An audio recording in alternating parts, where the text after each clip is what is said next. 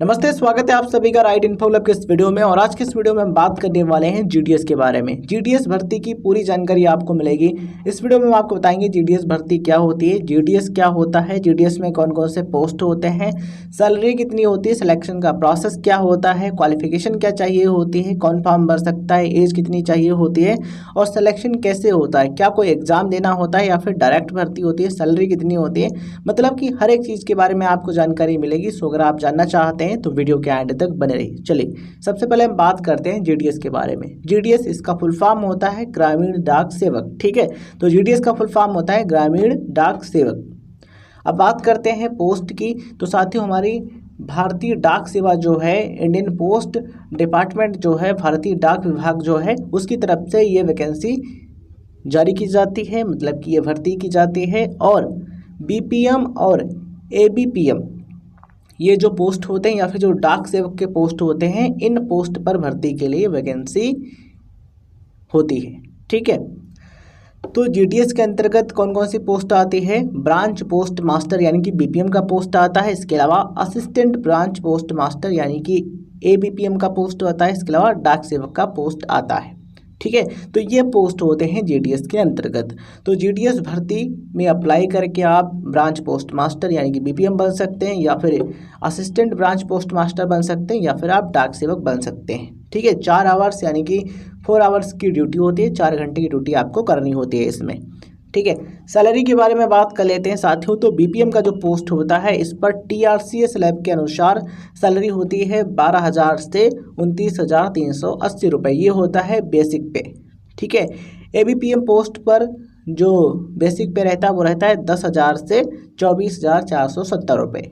ठीक है, जो अलाउंसेज मिलते हैं यानी कि जो भत्ते मिलते हैं उनको ऐड करके टैक्स को हटा करके कितना मिलता है फाइनली, उसके बारे में भी हम चर्चा करते हैं। तो सबसे पहले हम बात कर लेते हैं एबीपीएम के बारे में। ठीक है, इस पर अगर आप सेलेक्ट होते हैं तो आपको फाइनल कितनी सैलरी मिलेगी, मतलब कि हाथ में कितनी सैलरी मिलेगी। ठीक है, तो डीए को ऐड करके टैक्स को कट करके स्टार्टिंग सैलरी जो है वो लगभग 14,775 रुपये, मतलब कि लगभग 15,000 रुपये के करीब मिलती है स्टार्टिंग सैलरी। ठीक है, इन हैंड सैलरी।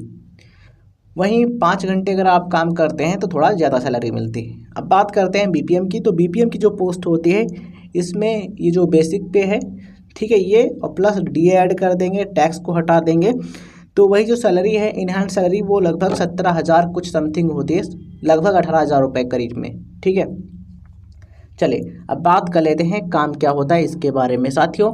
एबीपीएम ये जो पोस्ट होता है, इनका काम रहता है फील्ड का, मतलब कि फील्ड में काम रहता है। असिस्टेंट ब्रांच पोस्ट मास्टर यानी कि एबीपीएम का जो पोस्ट होता है, इनका मेन काम जो होता है डिलीवरी करना होता है, लेटर डिलीवरी करना।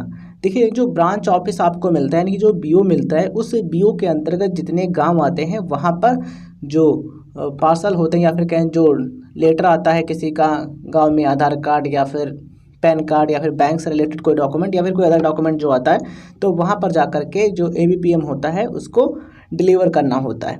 ठीक है, तो मेन काम रहता है फील्ड का। वहीं अगर हम बात करें बीपीएम पोस्ट की यानी कि ब्रांच पोस्ट मास्टर की, तो इस पोस्ट का काम होता है ऑफिस वाला, यानी कि ऑफिस का काम रहता है। तो जो पोस्ट ऑफिस रहेगा तो वहाँ पर जो काम है वो करना होता है। कौन कौन से काम? मनी ट्रांजैक्शन करना, पैसा जमा करना, पैसा निकालना, ये काम, अकाउंट खोलना। ठीक है, इसके अलावा पोस्ट बुकिंग का काम, इंडिया पोस्ट पेमेंट बैंक जो है, ठीक है, उसके अकाउंट खोलना, उससे रिलेटेड जो काम रहता है वो करना, इंश्योरेंस से रिलेटेड जो काम होता है वो भी काम करना होता है ब्रांच पोस्ट मास्टर को यानी कि बीपीएम। बात करते हैं जीडीएस भर्ती के लिए एज लिमिट के बारे में। तो मिनिमम 18 ईयर्स यानी कि 18 वर्ष और मैक्सिमम 40 ईयर्स यानी कि 40 वर्ष। ठीक है, तो अगर आपकी एज 18 से 40 वर्ष के बीच में है तो आप इसमें अप्लाई कर सकते हैं। अगर आप एक एससी या फिर एसटी कैटेगरी के कैंडिडेट हैं तो आपको ऊपरी आयु सीमा में यानी कि अपर एज लिमिट में 5 साल यानी कि 5 ईयर्स की छूट भी मिलती है। ओबीसी कैटेगरी के कैंडिडेट हैं तो आपको 3 साल की छूट दी जाती है। इसके अलावा अदर कैटेगरी के कैंडिडेट्स को छूट मिलती है, वो आप स्क्रीन पर देख पा रहे होंगे। ठीक है, तो 18 से 40 वर्ष के बीच में आपकी एज है तो आप इसमें अप्लाई कर सकते हैं। एजुकेशनल क्वालिफिकेशन की बात करें तो कम से कम अगर आप कक्षा 10 पास कर चुके हैं, 12th नहीं 10th क्लास अगर आप पास हैं, ठीक है, हाई स्कूल अगर आपने कम से कम पास किया है तो आप इसमें अप्लाई कर सकते हैं। ठीक है, तो मैट्रिक यानी कि 10th क्लास अगर आप पास हैं कम से कम तो आप इस भर्ती में आवेदन कर सकते हैं। ठीक है, तो ये चीज़ है। यहाँ पर कुछ कंडीशन और होती हैं, वो बात कर लेते हैं। साथियों, 10th क्लास तक आपने लोकल लैंग्वेज पढ़ी हो। मान लीजिए आप उत्तर प्रदेश यानी कि यूपी के रहने वाले हैं, तो यूपी में लोकल लैंग्वेज कौन सी चलती है? हिंदी। ठीक है, तो कक्षा 10 तक आपने हिंदी पढ़ी हो। इसी तरीके से आप किसी अदर स्टेट के रहने वाले हैं, तो वहाँ की जो लोकल लैंग्वेज है वो क्लास 10th तक आप पढ़े हों, ये ज़रूरी है। ठीक है, इसके अलावा कंप्यूटर का नॉलेज आपको होना चाहिए। ज़रूरी नहीं है कि आपके पास कंप्यूटर का सर्टिफिकेट हो। ठीक है, सर्टिफिकेट ज़रूरी नहीं है, लेकिन कंप्यूटर का नॉलेज आपको बेसिक नॉलेज होना चाहिए। ठीक है, इसके अलावा साइकिल चलानी आनी चाहिए। और रहने के लिए कोई घर इनकी तरफ से प्रोवाइड नहीं किया जाता है, तो रहने की जो व्यवस्था है भैया वो भी अपने आप करनी होती है। ठीक है, तो ये चीज़ें हैं वो आपको ध्यान रखनी चाहिए। अब बात कर लेते हैं जीडीएस का जो फॉर्म आता है उसकी फ़ीस कितनी होती है उसके बारे में। तो अगर आप एक जनरल कैटेगरी कैंडिडेट हैं या फिर ओबीसी कैटेगरी के कैंडिडेट हैं, तो आपको 100 रुपये की जो फीस है फॉर्म की पे करनी होती है।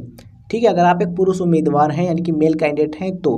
वहीं अगर आप एक महिला उम्मीदवार हैं या फिर एससी या फिर एसटी कैटेगरी के कैंडिडेट हैं, तो आपको 0 रुपये फीस, यानी आपके लिए कोई फीस नहीं है। और पीडब्ल्यूडी कैंडिडेट हैं उनके लिए भी कोई फीस नहीं है। ठीक है, तो पुरुष उम्मीदवारों के लिए जो कि जनरल या फिर ओबीसी कैटेगरी कैंडिडेट हैं उनके लिए 100 रुपये की फीस है, अदर किसी के लिए फीस नहीं है।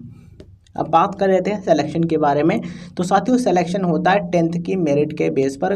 कोई भी एंट्रेंस एग्ज़ाम या फिर कहें गवर्नमेंट एग्ज़ाम नहीं कराया जाता है। ठीक है, तो कक्षा 10 में आपके जैसे नंबर हैं, जैसे आपका परसेंटेज है, ग्रेड है, उसी के अनुसार यहाँ पर मेरिट लिस्ट बनती है, उसी के अनुसार सिलेक्शन होता है। तो 10th में अगर आपका अच्छा परसेंटेज है तो मैक्सिमम चांसेस हैं कि आप सेलेक्ट हो जाएं। बात करते हैं डॉक्यूमेंट वेरिफिकेशन की। तो कौन कौन से डॉक्यूमेंट्स आपको ले जाने होते हैं डॉक्यूमेंट वेरिफिकेशन के टाइम। तो मार्कशीट, 10वीं की जो मार्कशीट है वो आपको ले जानी चाहिए। देखिए, अगर आपका मार्कशीट सर्टिफिकेट एक ही में है तो अच्छी बात है, नहीं है अलग अलग है तो आपको अलग अलग मार्कशीट एंड सर्टिफिकेट ले जाना चाहिए। ठीक है, इसके अलावा आइडेंटिटी प्रूफ, उसके तौर पर आप आधार कार्ड या फिर पैन कार्ड, ड्राइविंग लाइसेंस या फिर कोई अदर डॉक्यूमेंट जो है वो आप ले जा सकते हैं। इसके अलावा कास्ट सर्टिफिकेट यानी जाति प्रमाण पत्र। ठीक है, डोमिसाइल सर्टिफिकेट यानी कि निवास प्रमाण पत्र। और अगर आप पीडब्ल्यूडी कैटेगरी के अंतर्गत आते हैं तो आपको पीडब्ल्यूडी सर्टिफिकेट, ईडब्ल्यूएस के लिए ईडब्ल्यूएस सर्टिफिकेट, और ट्रांसजेंडर हैं तो ट्रांसजेंडर सर्टिफिकेट। ठीक है, डेट ऑफ बर्थ यानी कि डीओबी के लिए 10th की मार्कशीट। ठीक है, 10th की मार्कशीट में जो डेट ऑफ बर्थ होती है उसी से प्रूफ का काम चल जाता है। ठीक है, इसके अलावा मेडिकल फिटनेस सर्टिफिकेट ये आपको बनवा करके ले जाना होगा। कहाँ से? आप सीएमओ यानी कि मुख्य चिकित्सा अधिकारी जो होते हैं, चीफ मेडिकल ऑफिसर जो होते हैं जिले के, वहाँ से आप बनवा सकते हैं। ठीक है, तो ये डॉक्यूमेंट आपको ले जाने चाहिए। और देखिए, ओरिजिनल डॉक्यूमेंट भी आपको ले जाना है, साथ में इनके 2 सेट यानी कि इनकी फ़ोटोकॉपी करवा करके 2 सेट तैयार कर लेने हैं और उन पर अपने नीचे साइन कर देने हैं, यानी कि मतलब उनको अपने सिग्नेचर से वेरीफाई कर लेना है। ठीक है, जो फ़ोटोकॉपीज़ के सेट हैं उनको। ठीक है, फिर ले जाना है। ठीक है, तो ये डॉक्यूमेंट लगेंगे। फुल प्रोसेस हमने आपको बता दिया है, जीडीएस क्या होता है इससे लेकर के डॉक्यूमेंट वेरिफिकेशन और सिलेक्शन से रिलेटेड। ठीक है, उम्मीद है सारी चीज़ें आपको समझ में आ गई होंगी। ये वीडियो जानकारी आपको पसंद आई हो तो इस वीडियो को लाइक करें, चैनल पर नए हैं तो सब्सक्राइब ज़रूर करें, और ये वीडियो उन दोस्तों के साथ आप शेयर कर सकते हैं जो कि भारतीय डाक सेवा यानी कि इंडियन पोस्ट डिपार्टमेंट को ज्वाइन करना चाहते हैं। ठीक है, चलिए इस वीडियो को एंड करते हैं, मिलते हैं किसी नए वीडियो में।